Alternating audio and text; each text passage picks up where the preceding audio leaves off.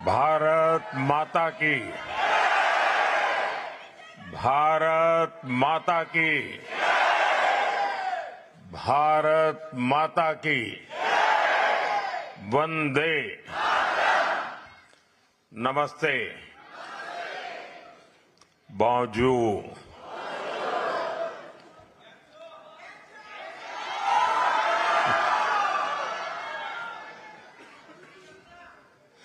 ऐसा लग रहा है आप सब छुट्टी के मूड में हैं।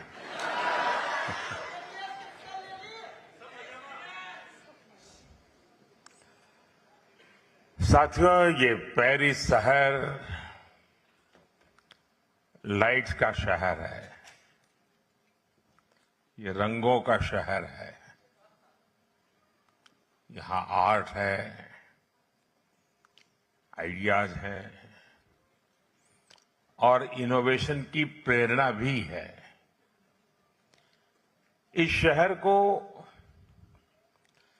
भारत के अलग अलग राज्यों से आए आप सभी लोग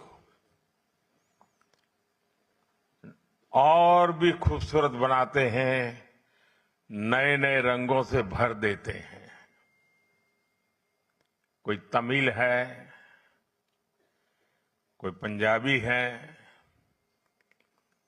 कोई गुजराती है, तो कोई मराठी है और कोई बंगाली है। भारत के हर कोने का प्रतिनिधित्व यहां दिखाई देता है। साथियों, मैं जब 14 जून को नीस पहुंचा था तो सबसे पहले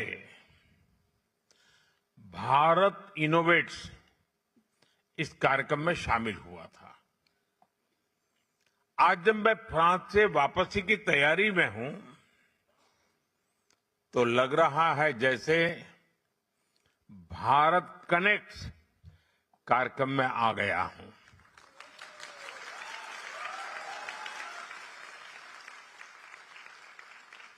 फ्रांस में रहने वाले आप लोगों ने 21वीं सदी के भारत फ्रांस रिश्तों को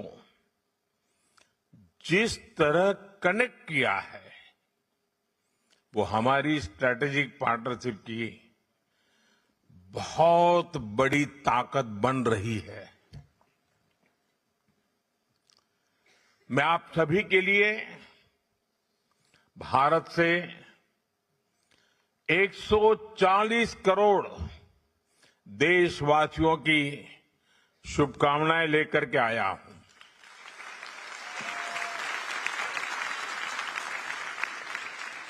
इस आत्मीय स्वागत के लिए मैं आप सभी का हृदय से आभार व्यक्त करता हूं। साथियों, आज मैं ऐसे समय में फ्रांस आया हूं जब कुछ ही दिन पहले हमारी सरकार के 12 वर्ष पूरे हुए हैं।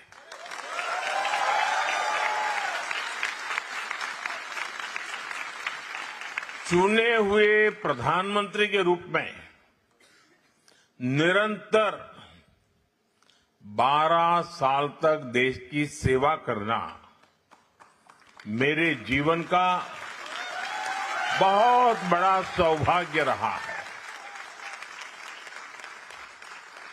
यह भारत के लोकतंत्र की शक्ति है जिसने एक चाय वाले को यहां तक पहुंचा दिया।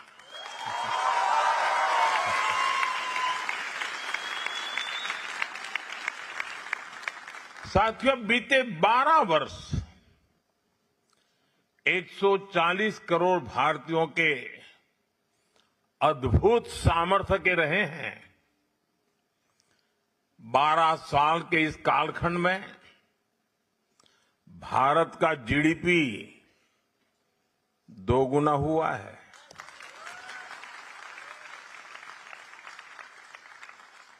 एयरपोर्ट की संख्या दोगुनी हुई है। यूनिवर्सिटीज की संख्या भी दोगुनी हो गई है। हाईवे कंस्ट्रक्शन की स्पीड 3 गुना बढ़ गई है और मेट्रो नेटवर्क 4 गुना बड़ा हो गया है। मैं आपको कुछ और फैक्ट दूंगा,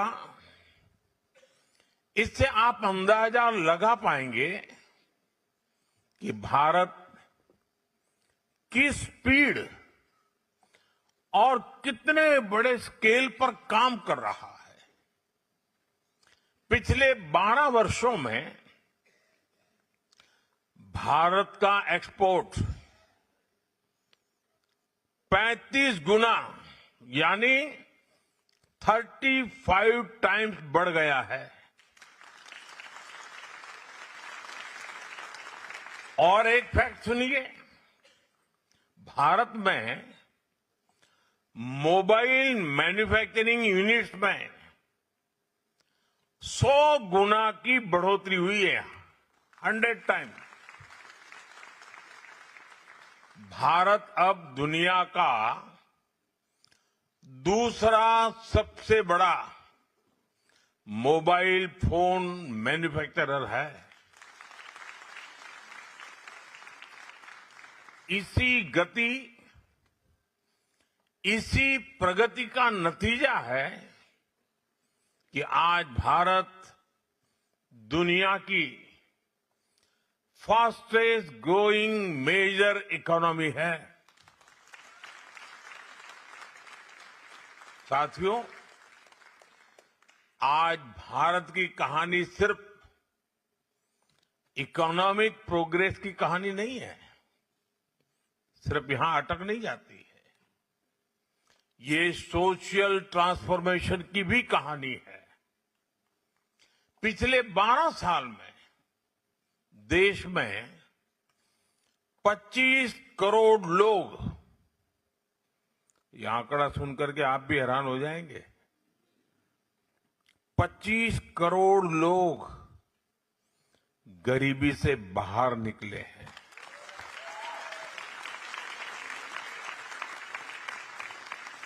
यानी एक ऐसी प्रगति जिसका लाभ समाज के अंतिम व्यक्ति तक पहुंच रहा है। फ्रांस में जितने घर हैं, पूरे फ्रांस में टोटल जितने घर हैं, उससे भी अधिक पक्के घर बीते 12 वर्षों में हमने जरूरतमंदों के लिए बनाए हैं।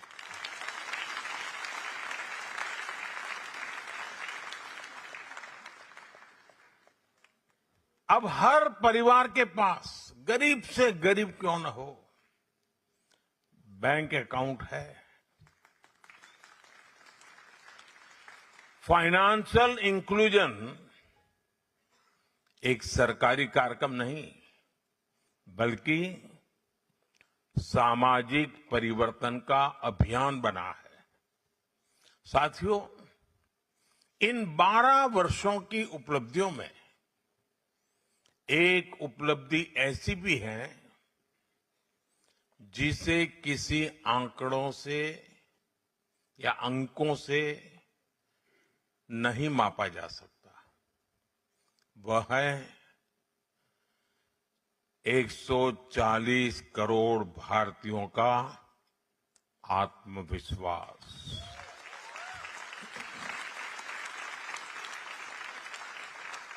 आज का भारत और आज के भारत का युवा बहुत बड़े सपने देख रहा है। भारत का किसान नई संभावनाओं के साथ आगे बढ़ रहा है। भारत की महिलाएं नए नेतृत्व का परिचय दे रही हैं। इसलिए ये सिर्फ अचीवमेंट्स के 12 साल नहीं है, ये भारत की एस्पिरेशंस को नई बुलंदी देने का कालखंड रहा है। साथियों, एक समय था जब दूर दराज के गांवों तक आधुनिक सुविधाएं पहुंचाना वाकई बहुत मुश्किल भरा था। आज उन्हीं गांवों में बिजली भी है, इंटरनेट भी है और डिजिटल सेवाओं की पूरी दुनिया भी है। आज एक क्लिक पर कभी भी कहीं भी बैंकिंग सेवाएं उपलब्ध है। आज मोबाइल फोन भारत के नागरिकों को अनेक सुविधाओं से कनेक्ट कर रहा है। हमारे किसान, हमारे मछुआरे, हमारे डेयरी फार्मर्स, हमारी महिलाएं, हमारे स्टूडेंट्स सभी टेक्नोलॉजी के माध्यम से सशक्त हो रहे हैं और अपने लिए नए अवसर बना रहे हैं। साथियों, आपने 125 करोड़ से अधिक आधार आईडीज के बारे में सुना है, लेकिन आज भारत सिर्फ पहचान को डिजिटल नहीं बना रहा। आज करीब 90 करोड़ भारतीयों की यूनिक डिजिटल हेल्थ आईडी बनाई जा चुकी है, जिससे मेडिकल रिकॉर्ड सुरक्षित और एक्सेसिबल बन गए हैं। इससे हेल्थ केयर डिलीवरी और अधिक आसान और एफिशिएंट हो रही है। साथियों, इन उपलब्धियों की सबसे बड़ी विशेषता यह है कि इनमें से अधिकांश चीजें कुछ वर्ष पहले तक कल्पना जैसी लगती थी। कौन सोच सकता था कि गांव-गांव तक हाई स्पीड इंटरनेट पहुंचेगा? कौन सोच सकता था कि दूर सुदूर के गांवों में भी क्यूआर कोड जीवन का हिस्सा बन जाएगा? गांव में कोई बहन ड्रोन से खेती करने में मदद करेगी, ये भी असंभव लगता था। लेकिन आज यह सब भारत के करोड़ों लोगों के जीवन का सामान्य हिस्सा बनता जा रहा है। और आपको गर्व होगा साथियों, यही नए भारत की पहचान है। जो कभी सपना था वो आज सच्चाई है। जो कभी नामुमकिन लगता था वो आज मुमकिन हुआ है। और ये करने के पीछे सबसे बड़ी ताकत क्या है? किसकी वजह से सब संभव हुआ है?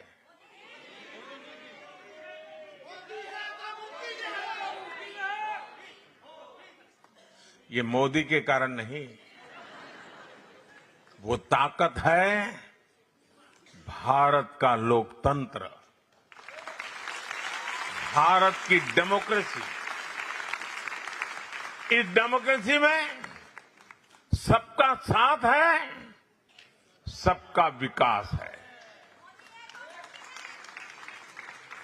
साथियों, आज से 50 या 100 साल बाद जब भारत के इस कालखंड की समीक्षा होगी तो ये बात उभर कर सामने आएगी।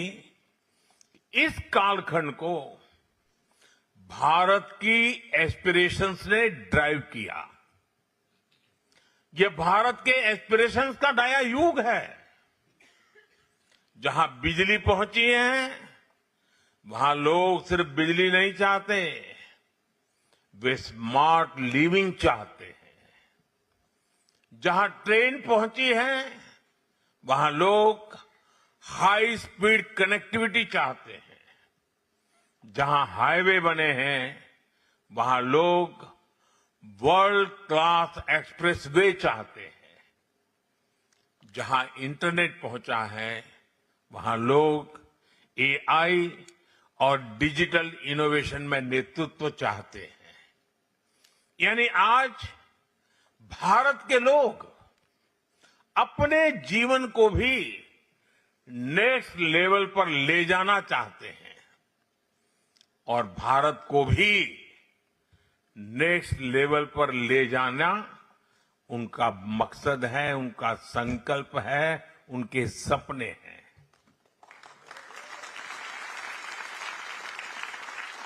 और साथियों, यही एस्पिरेशंस आज भारत की विकास यात्रा की सबसे बड़ी शक्ति है। मैं आपको भारत की स्पेस जर्नी का उदाहरण दूंगा। भारत ने चंद्रयान को चंद्रमा के साउथ पोल पर उतारा। दुनिया ने इसे एक बहुत बड़ी उपलब्धि माना, लेकिन भारत इसे अपनी मंजिल मानकर रुका नहीं। बहुत हो गया मोदी जी, अब चलेगा नहीं। आज देश गगनयान की तैयारी कर रहा है।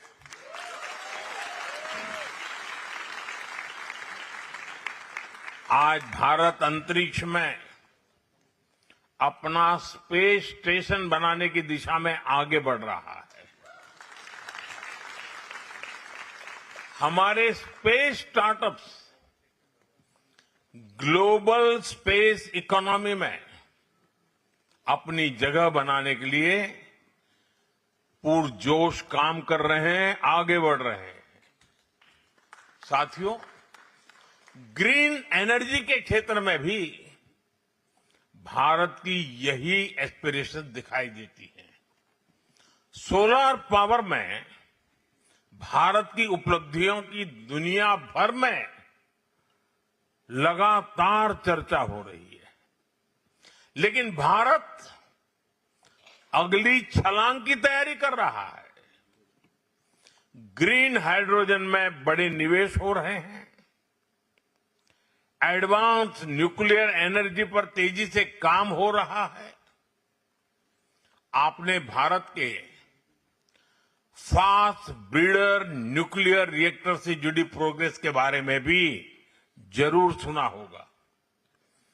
ये भारत के न्यूक्लियर एनर्जी लैंडस्केप में क्रांतिकारी परिवर्तन करने का ये बहुत बड़ा अचीवमेंट हमारे साइंटिस्टों ने किया है।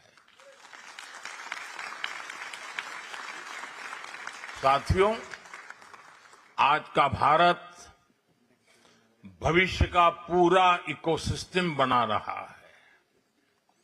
भारत एक साथ हर उस क्षेत्र में निवेश कर रहा है जो आने वाले दशकों की दिशा तय करेगा।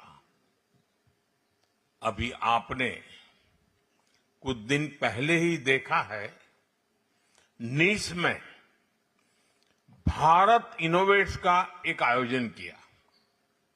ये इवेंट भारत के डीप टेक सामर्थ्य को दुनिया तक पहुंचाने का एक और माध्यम था। इसमें भारत के 120 डीप टेक स्टार्टअप्स उपस्थित थे।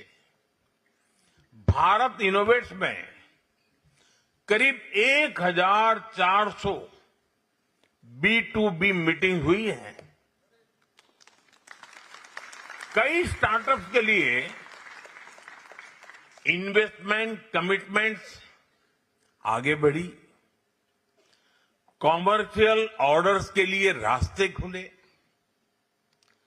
फ्रेंच और यूरोपियन यूनिवर्सिटी तथा इंक्यूबेटर्स के साथ एंगेजमेंट बढ़ रही है, स्टूडेंट एक्सचेंजेस, ज्वाइंट रिसर्च और इनोवेशन सपोर्ट के नए रास्ते बने हैं। इसलिए भारत इनोवेट्स सिर्फ एक समिट नहीं रहा, यह इनोवेशन डिप्लोमेसी का एक नया मॉडल बना है। और आज ही पेरिस में विवा टेक इवेंट के जरिए इस यात्रा को हमने और आगे बढ़ाया। नीस में हमने आइडियाज को कैपिटल से जोड़ा और पेरिस में इंडियन इनोवेशन को ग्लोबल स्केल से जोड़ा। आज दुनिया देख रही है भारत केवल भविष्य के लिए तैयार नहीं हो रहा है, भारत भविष्य को, और ये बहुत जिम्मेवारी के साथ कह रहा हूं, भारत भविष्य को आकार दे रहा है। साथियों, एक समय था जब देशों के बीच रिश्ते केवल व्यापार से तय होते थे। आज व्यापार के साथ साथ ट्रस्ट यानी भरोसा भी उतना ही महत्वपूर्ण हो गया है। हर देश रिलायबल सप्लाई चेन चाहता है, हर देश स्टेबल पार्टनरशिप चाहता है,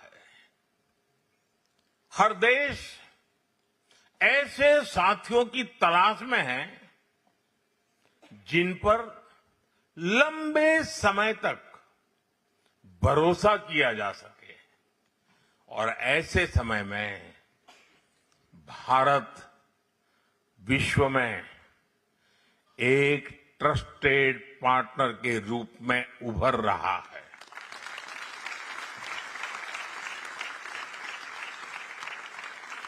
एविया में G7 बैठक के दौरान मैंने ट्रस्ट बेस्ड पार्टनरशिप बनाने पर जोर दिया। ग्लोबल साउथ के देशों के साथ इक्वल पार्टनर्स के रूप में आगे बढ़ने का आह्वान किया। भारत का G7 समिट में संदेश था, ग्लोबल गवर्नेंस तभी प्रभावी होगी जब वह इंक्लूसिव होगी, ग्लोबल ग्रोथ तभी सस्टेनेबल होगी जब वह शेयर्ड होगी, और ग्लोबल टेक्नोलॉजी तभी मानवता के लिए उपयोगी होगी जब वह ट्रस्टेड होगी। साथियों, भारत और दुनिया के बीच व्यापारिक रिश्तों में नई ऊर्जा नजर आ रही है। फ्रांस के साथ भारत का ट्रेड लगातार बढ़ रहा है। पिछले कुछ वर्षों में भारत ने दुनिया के अनेक देशों के साथ फ्री ट्रेड एग्रीमेंट्स किए हैं। यूरोपियन यूनियन हो, यूनाइटेड किंगडम हो, दुनिया के हर देश, हर रीजन के साथ भारत समझौते कर रहा है। अगले महीने से भारत और यूके के बीच ट्रेड एग्रीमेंट भी लागू हो जाएगा।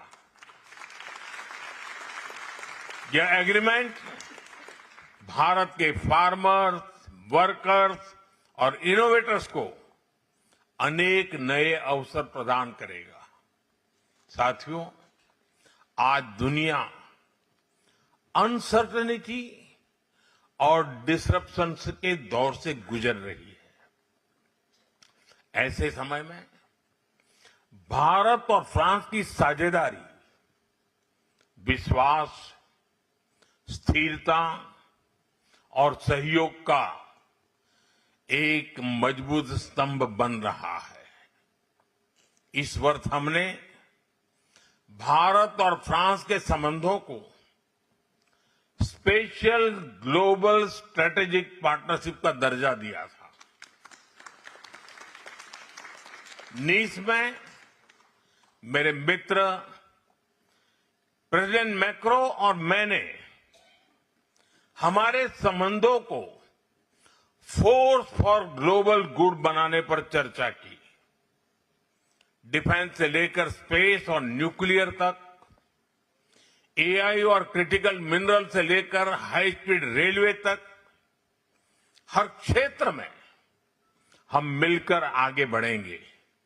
साथियों, सोलर एनर्जी हो या एआई के क्षेत्र में सहयोग हो, भारत और फ्रांस मिलकर ऐसे समाधान विकसित कर रहे हैं जो पूरी मानवता के हित में है। पिछले वर्ष पेरिस में और इस वर्ष दिल्ली में हमने एआई समिट को को-चेयर किया। अब हम साथ मिलकर अगले वर्ष तृष्णा सैटेलाइट को लॉन्च करने जा रहे हैं। ये तृष्णा सैटेलाइट जो विश्व में फूड और वाटर सिक्योरिटी सुनिश्चित करने में योगदान देगा। और साथियों, ये सभी गवर्नमेंट टू गवर्नमेंट पहलों में आप सभी का योगदान बहुत महत्वपूर्ण है। ये आप हैं जो भारत और यूरोप के बीच सबसे मजबूत सेतु है।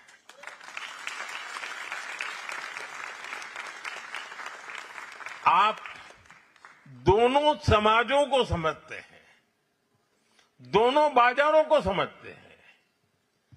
आने वाले समय में टैलेंट, ट्रेड, टेक्नोलॉजी, टूरिज्म और इन्वेस्टमेंट के नए अवसरों को आगे बढ़ाने में आप सबकी भूमिका लगातार बढ़ने वाली है। साथियों, भारत और फ्रांस के रिश्तों को साझा इतिहास, साझा मूल्यों और साझा विश्वास ने आगे बढ़ाया है।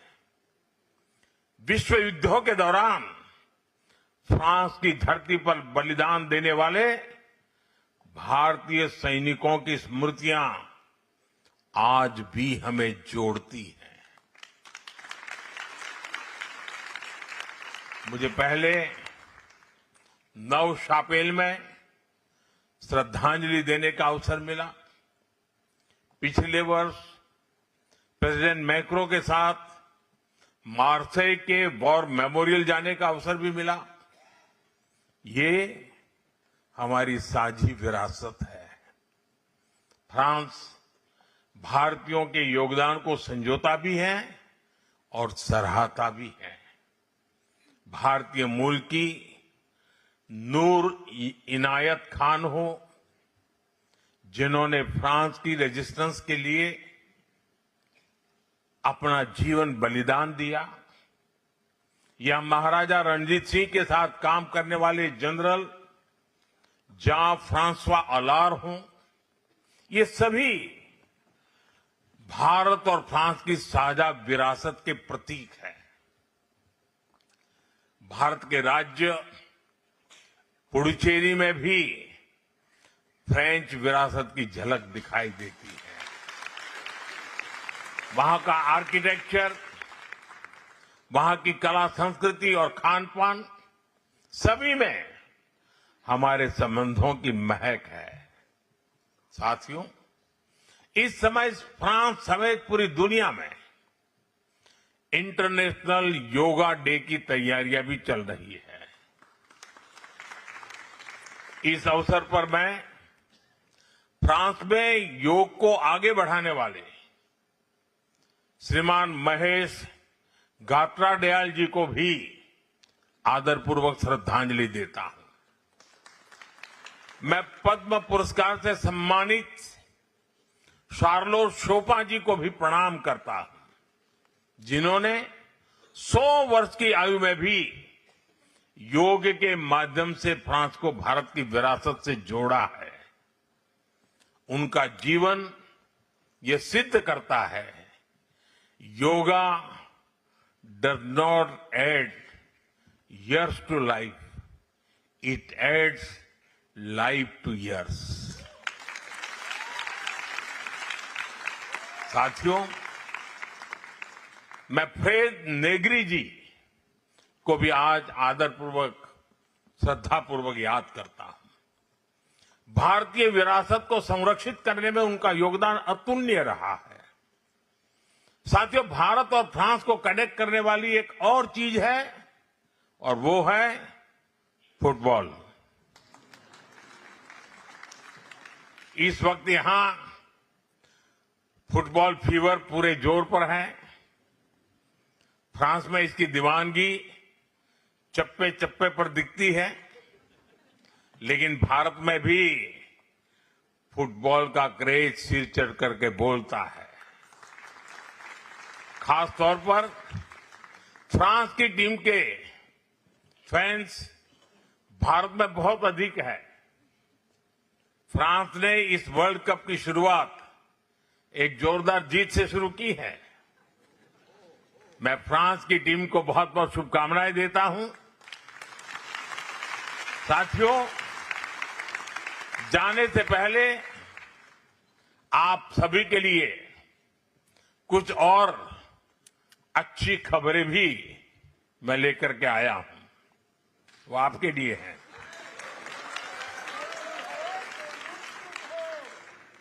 पिछले वर्ष मार्सेई में कॉन्सुलेट खोला गया। इससे काफी अधिक सुविधा मिल रही है। कुछ हफ्ते पहले इंडियन नेशनल्स के लिए फ्रेंच एयरपोर्ट्स पर वीजा फ्री ट्रांजिट की व्यवस्था शुरू हो गई है। स्टूडेंट्स और प्रोफेशनल्स की मोबिलिटी बढ़ाना हो या एजुकेशनल क्वालिफिकेशंस की म्यूचुअल रिकॉग्निशन की बात हो या फिर फ्रेंच यूनिवर्सिटी के भारत में कैंपस खोलना हो, इन सभी पर हम मिलकर आगे बढ़ रहे हैं। अब फ्रांस में यूपीआई के उपयोग का दायरा भी और बढ़ने जा रहा है। यानी भारत फ्रांस कनेक्ट भी इंस्टेंट और आपसी पेमेंट भी इंस्टेंट। साथियों, इन सभी पहलों से हम भारत और फ्रांस को और करीब ला रहे हैं और मैं फिर कहूंगा, इस साझेदारी की नींव, इस रिश्ते की असली ताकत आप सब है। आप सब मेरे देशवासी हैं।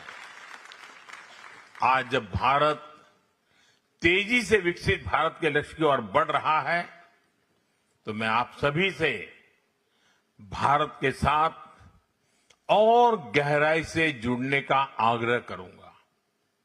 इससे भारत की विकास यात्रा को नई शक्ति मिलेगी और आपको अपने पुरखों की धरती की सेवा करने का अवसर भी मिलेगा।